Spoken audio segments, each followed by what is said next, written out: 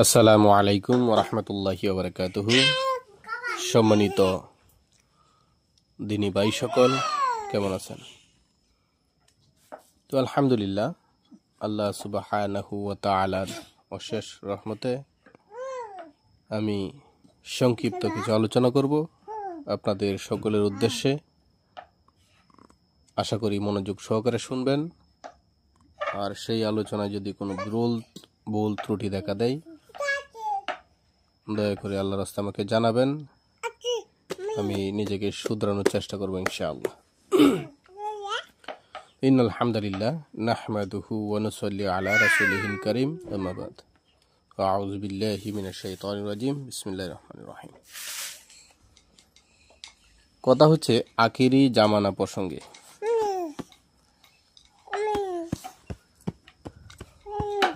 আলোচনা প্রসঙ্গে কোরআন হাদিসের আলোচনায় অথবা সময়কাল বা যুগের নানা কীর্ণপাত নিয়ে আলোচনা করতে গেলে আমরা প্রায় শুনি বা বলি যে শেষ জামানা কিংবা আখিরি জামানা, শেষ জামানা, আখিরি জামানার ফিতনা।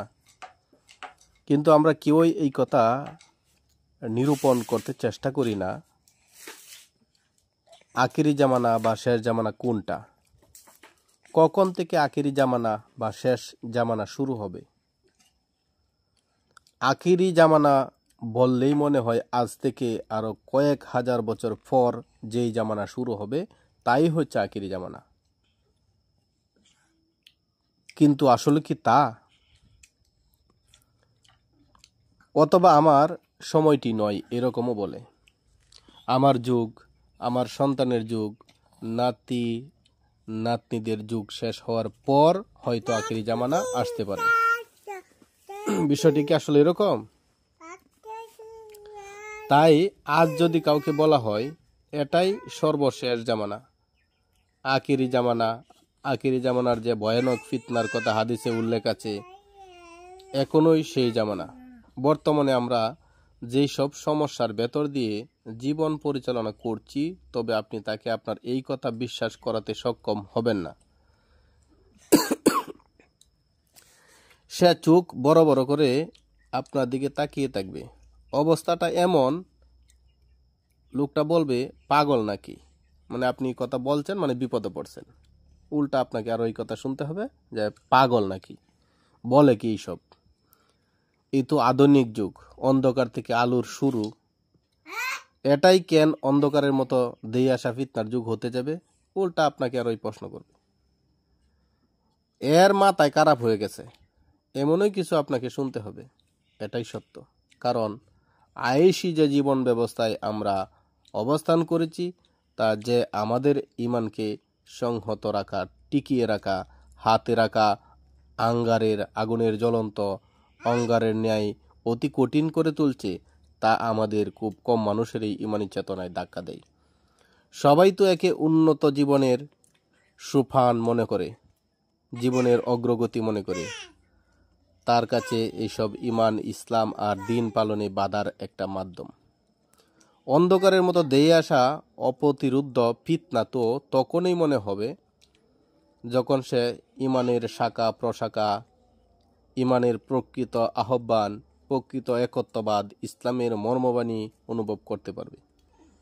ইসলামের মূল স্রোতধারার সঙ্গে যদি একজন ইমানদারদের পরিচয় না হয়, তবে ইসলাম আর মুসলিম একটি নাম ধারণ করে যে কোনো স্রোতে সে মিশে যাবে। আর ভাববে আমিও এই পৃথিবীর একজন প্রকৃত মুসলিম, আমার ইমান নিখাদ, কোনো ভেজাল নেই। আজ সাধারণ মানুষ বা আলেম, শিক্ষিত অশিক্ষিত, আবার ওই যে এই কথাটা বললে অনেকেই রাগ করেন না। বিগত কিছুদিন আগে আমি এই যে শিক্ষিত অশিক্ষিত এরকম বলার কারণে, শিক্ষিত মূর্খ এই কথা বলার কারণে আমার একটা কথা মানে অপমানিত হইতে হয়েছে। অপমানিত বলতে এইরকম অপমানিত না। আচ্ছা, যাই হোক, আমরা যে আলোচনা করতেছি এটা শুনি। আমরা কয়জনেই বা আছি যারা নিজের ইমানকে কোরআন হাদিসের সামনে রেখে মেপে দেখার চেষ্টা করেন? কেউই নাই। সাহাবাগণের কেউ নাই বলতে বিষয়টা আসলে এরকম না, অনেক লোক আছে, অনেক লোক আছে। তবে আমাদের মধ্যে হয়তো এরকম খুব কম। সাহাবাগণের ইমানের সঙ্গে নিজের ইমানকে মিলিয়ে নেওয়ার চেষ্টা করছি কোনো সময়?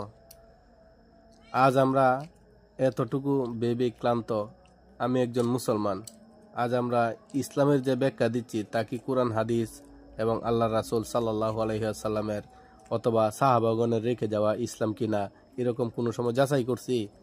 গ্লোবালাইজেশন, এই সময়ে সবার মুখের ভাষা যখন আজ একই, সবাই যখন একটি পথকে মানদণ্ড বানিয়ে নিয়ে অন্য সব কিছুকে তার সঙ্গে মানিয়ে নেওয়ার চেষ্টায় ব্যতিব্যস্ত, তখন ইসলামের প্রকৃত রূপ, আদর্শের মানদণ্ড যে অনেকখানি গুলিয়ে যাওয়ার, তা অস্বীকার করার মতো অবস্থা না থাকাই আমাদের জন্য সবচেয়ে বড় ফিতনার বিষয়।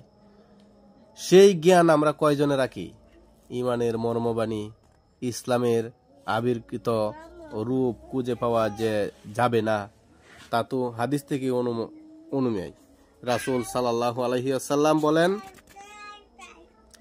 ইসলামের সূচনা হয়েছে অপরিচিতের ন্যায়। মানে ইসলামের সূচনা হয়েছে অপরিচিতের ন্যায় বলতে মানে যখন ইসলামটা সূচনা হয়েছে তখন ইসলামকে কেউ চিনত না, আবার তা ফিরে যাবে যেভাবে তার সূচনা হয়েছে। মানে অপরিচিত অবস্থায় ইসলাম সূচনা হয়েছে, আবার যখন শেষ হয়ে যাইব, ইসলাম যখন আবার মক্কা মদিনায় চলে যাইব, আমাদের মধ্যে যখন ইসলাম থাকবে না তখন সেটা অপরিচিত হয়ে যাবে। তবে ইসলামের অনুসারী গুরাবাদের জন্যই সুসংবাদ। ইসলামের কিছু অনুসারী থাকবে গুরাবা, তাদের জন্যই সুসংবাদ। সুতরাং কালের ঘৃণাবাদ, সময়ের স্রোতধারা সমাজের মানুষের কি রাখলো আর কি বাসিয়ে নিয়ে চলে গেল, তাতে কারো কোনো তোয়াক্কাই নেই।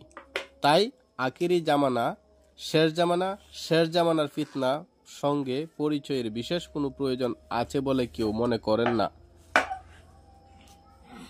মানে এই জামানার ফিতনার সঙ্গে যে কেউ পরিচয় হওয়ার দরকার, এটা কেউ মনেই করে না। তো এই কথাটি কি একেবারে উড়িয়ে দেওয়া যাবে? কথাটি কিন্তু উড়িয়ে দিয়ে দেওয়ার মতো না। তাই সকলেই আমরা এই ফিতনা সম্পর্কে সচেতন হওয়ার চেষ্টা করি এবং ফিতনা সম্পর্কে সকলেই জ্ঞান রাখি। প্রত্যেকেই ফ্যামিলিতে, প্রত্যেকেই নিকটস্থ আত্মীয় স্বজন যারা আছে, ভাই বন্ধু যাদের সাথে চলাফেরা করি আমরা, মানে অন্য কেডা জ্ঞান অর্জন করলো অথবা করলো না এই বিষয়ে আমরা তোয়াক্কা না করে, পূর্ব না করে, আমার মনে হয় আর কি আমরা নিজেরা যদি শেষ জামানার ফিতনা সম্পর্কে জ্ঞান রাখি তাহলেই আমাদের জন্য যথেষ্ট। আমি নিজে যদি জ্ঞান অর্জন করি, আমি মনে করেন যে সবাই জানাতে পারাম, আমি নিজে আমল করতে পারাম, আমার বউ ছেলে মেয়ে সন্তানাদি যারা আছে সবাই ফ্যামিলি, মা বাপ সহ, ভাই বোন সহ সবারই অবগত করতে পারে। আর যদি নিজে না জানি আর একজনকে কি জানাই? তাই মনে করেন আমার পক্ষ থেকে সকলকে অনুরোধ, অন্তত পক্ষে শেষ জামানার ফিতনা সম্পর্কে সবাই জেনে বুঝে চলার চেষ্টা করুন। আল্লাহ তাআলা আপনি এবং আমাদের সবাইকে দুনিয়া এবং পরকালে চলা সহজ করে দিবেন এবং এই বালা মুসিবত থেকে আল্লাহ অবশ্যই আমাদেরকে হেফাজত করবেন। তবে আমরা নিজেরা যদি সচেতন না হই তাহলে আমাদের কপালে মানে ভয়ানক ফিতনা, ভয়ানক ক্ষতি সামনে অপেক্ষা করতেছে, যেগুলা আমরা করার জন্য, মানে মানিয়ে নেওয়ার জন্য অথবা গ্রহণ করার জন্য প্রস্তুত থাকতে হবে। আর যদি ফিতনা সম্পর্কে আমরা সচেতন থাকি তাহলে এগুলো আমাদেরকে আর পাবে না ইনশাআল্লাহ। ঠিক আছে, আল্লাহ তাআলা সবাইকে কবুল করুন। এত সময় নষ্ট করার জন্য আন্তরিকভাবে দুঃখিত। আর আলোচনাগুলি সবাই মনোযোগ সহকারে শুনবেন ইনশাআল্লাহ। জাযাকাল্লাহ খাইর, বারাকাল্লাহু ফিকুম। আসসালামু আলাইকুম ওয়া রাহমাতুল্লাহ।